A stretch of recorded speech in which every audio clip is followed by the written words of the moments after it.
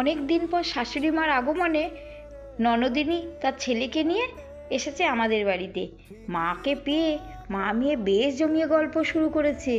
ননদের ছেলে ছুটতে ছুটতে গেল উপরে দাদার কাছে। দাদা মানে আমার ছেলে, ওর তো পরীক্ষা চলছে।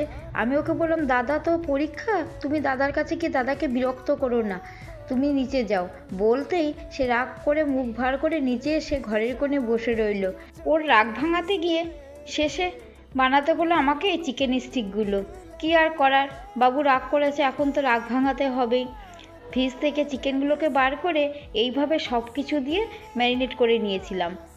শেষে কাঠির মধ্যে ঢুকিয়ে নিয়ে স্টিকগুলো রেডি করেছিলাম। কয়েকটা তেলে ভেজেছি আর কয়েকটা আগুনে পুড়িয়েছি। চিকেন স্টিকগুলো রেডি করে প্লেটে করে নিয়ে যখন সচের সঙ্গে সামনে দিলাম, ও তো দেখে খুব খুশি। দুই ভাইয়ে মিলে আনন্দ করে চিকেন স্টিকগুলো খেয়ে